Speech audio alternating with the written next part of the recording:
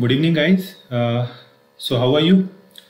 Yesterday, we saw about motions of the earth, and I had given you a question about what are the motions of the earth and what are their various effects. So, I have seen your answers, and most of you have written correct answer. So, answer for the yesterday's question is that there are two motions of the earth: rotation, which happens around earth itself, okay, and revolution, which happens around the sun. Okay, so what are the so I'm not going to go much detail, it's very simple. Okay, so these two motions are there. So rotation, as you guys know, that it takes 24 hours for the earth to rotate around itself.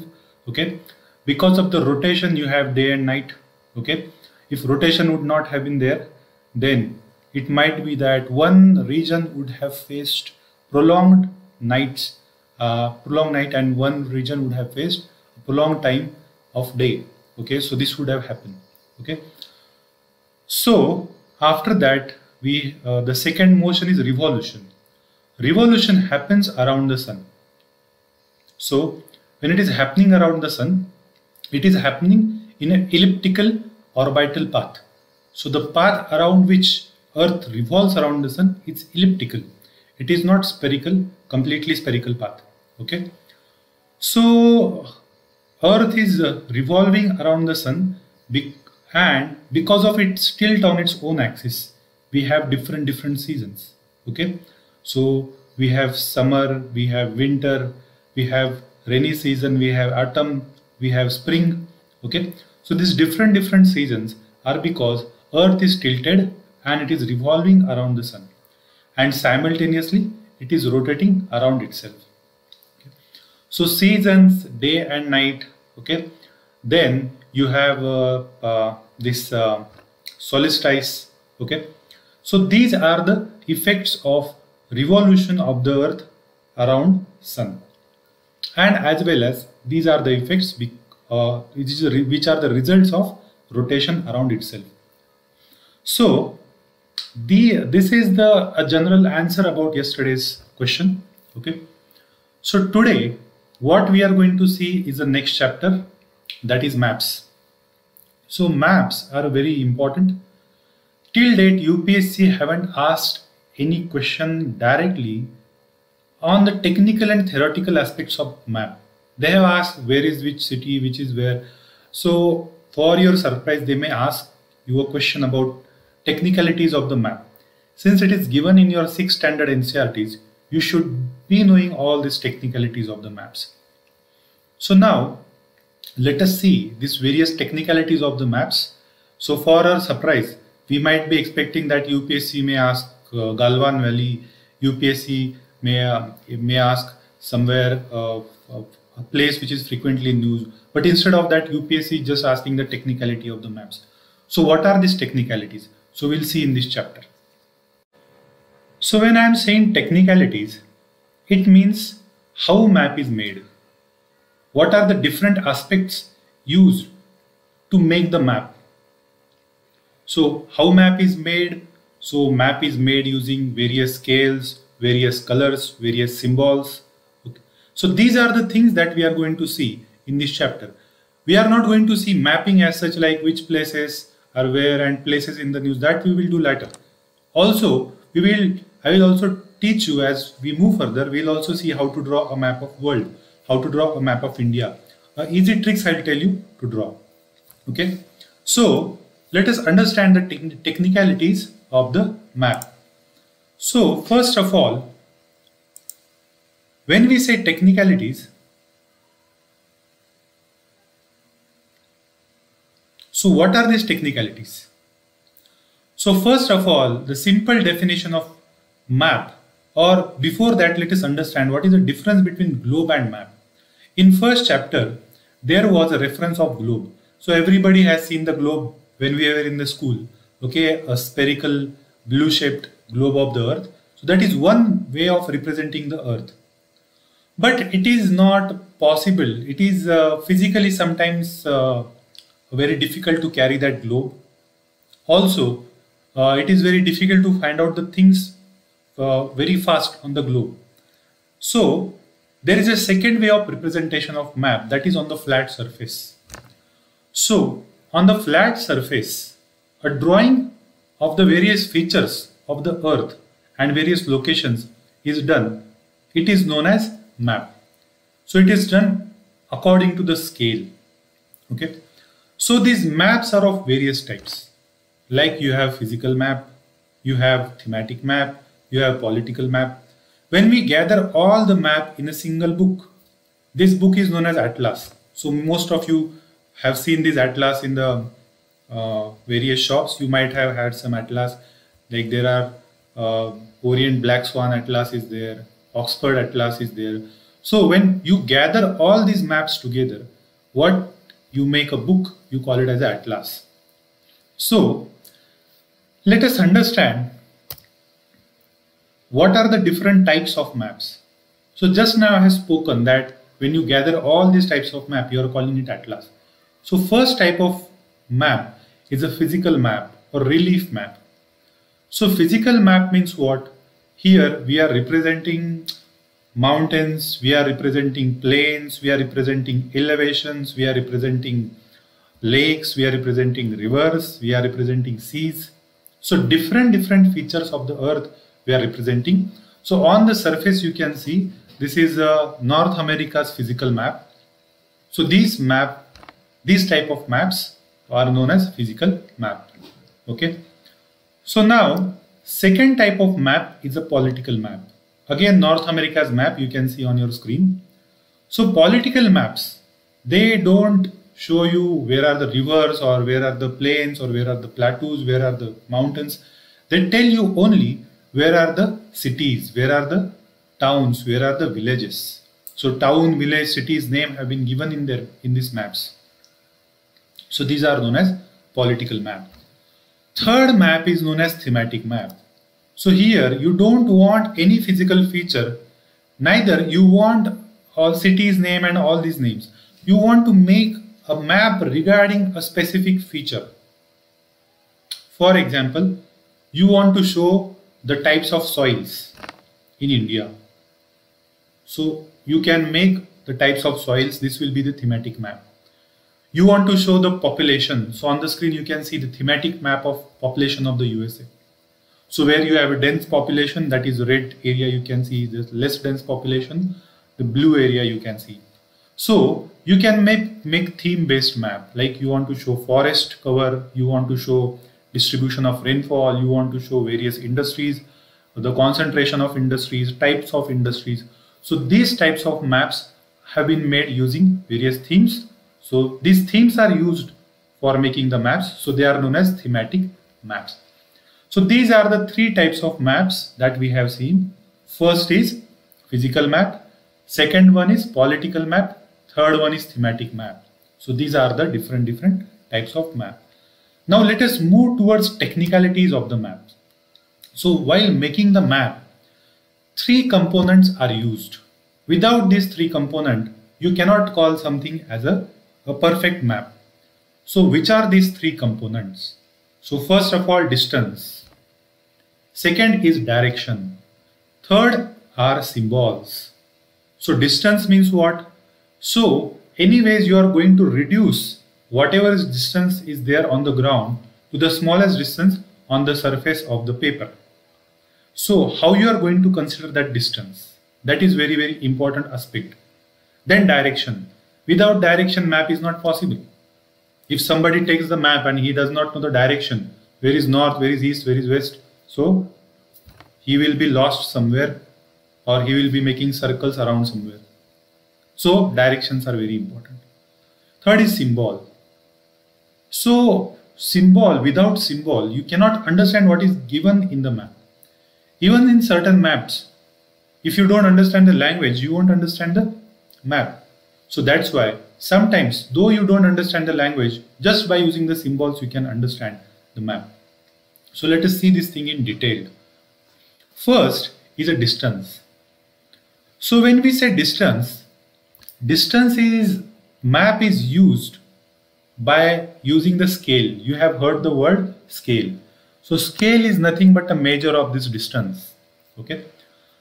So as we know that we are going to reduce the huge kilometers on the ground into on a very small piece of paper. So we have to use certain ratio. For example, let us say 1000 kilometer on the surface of the earth means 1 centimeter on the surface of the paper. So this ratio 1:1000 is known as a scale. It measures the distance. So here on this map, you can see this 1 inch is equal to 1 mile. Here you can see 1 centimeter is equal to 1 kilometer. So here you can just use your finger and put this on the paper scale and see like how much is 1 centimeter. So this you can apply the same finger distance you can apply on the map, and you can actually, without using this plastic scale, just by using your fingers, you can measure the distance between the two places on the map. So this is how simple, when you know the scale of the map, you can actually measure the distance between the two cities by just using your finger and the perfect scale which is given in the corner of the map. Okay, so this is a use of distance, and this is a use of scale. Using this scale, we can classify the scales into two types: small scale and large scale. So you have two scale maps: small scale maps, large scale map. Now when area is too big, very huge amount of area has been reduced and put on the map, that map is known as small scale map. So for example, here one example is given that 5 centimeter on the map shows 500 kilometers on the ground. So you have reduced this huge 500 kilometer into just 5 centimeter. So that is why this is known as called small scale map.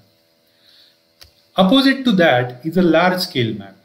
So on the large scale map, a small area is utilized to show the particular centimeters.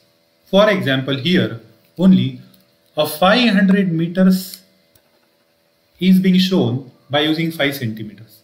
In previous examples, we have seen that 500 kilometers are used to show the 5 centimeters on the map. So here the scale is large. So this type of map is known as large scale map. So you have a small scale map where huge amount of area is reduced into the small area on the map, and you have a large scale map which a small area is being depicted by huge size, comparatively huge size. Okay, so here in small scale map, 500 kilometers were compressed into the 5 centimeter. On large scale map, 500 meters are compressed into 5 centimeters. So that's why it is known as large scale. So we have understood two types of maps: small scale maps, large scale maps. So I hope you guys have understood small scale and large scale. Now, second component, technical component for making the map is direction. Without direction, you cannot understand map at all. So generally in the maps, now I have given you this 4 direction: north, west, east and south. But in all the maps, always these 4 directions are not given. They will just give you one direction.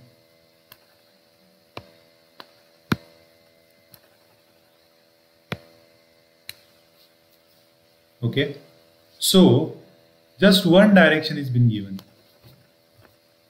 So there are 4 major directions. They are known as 4 cardinal points or just cardinal points. So these 4 important direction: east, west, north and south. They are known as 4 cardinal points or just cardinal points. So just one line has been given without any mentioning. Sometimes map will give just one line with arrow without mentioning the direction. That means you have to consider by convention that this arrow is showing the north direction.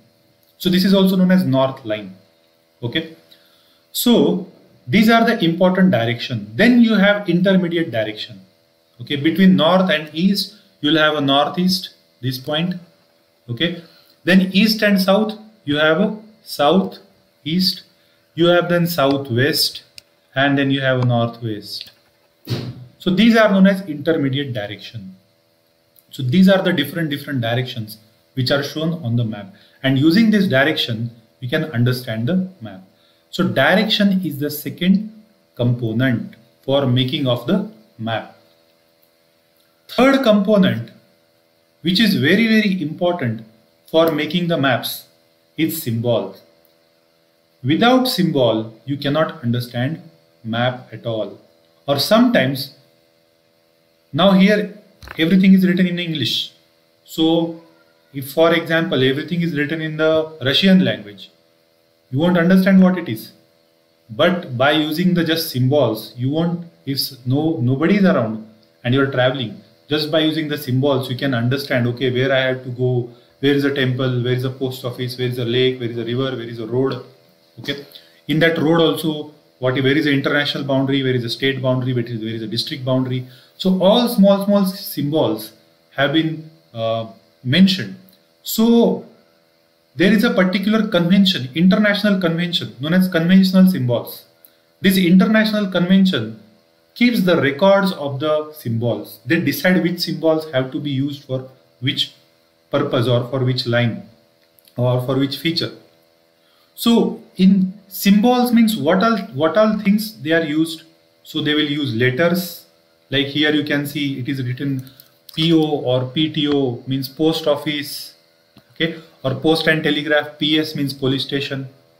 Or they will use shades, particular shades. They will use colors. Okay, you can see red, green, blue colors over here. Okay, so they will use pictures. So pictures, you can see it's a temple, church, mosque, okay, and chhatri. So different colors, pictures, lines. Here on the railway line you can see roads and railways have been shown in the form of lines. So these are the different symbols which are used for the depiction of map.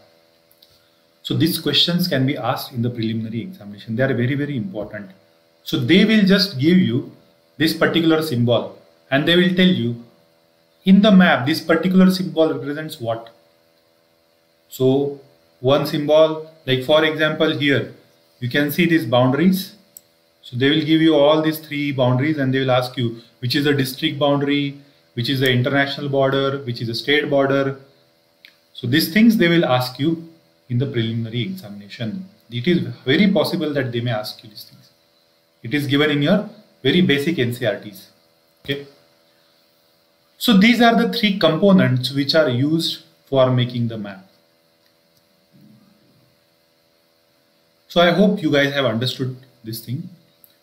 Along with this component, now different colors are also used. Now three basic things we have seen for making the map.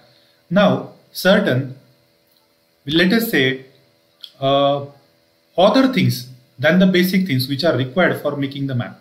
So first of them is colors. So there is a symbols. So there is also convention for using the colors. Which color to be used for water? You have to use the blue color.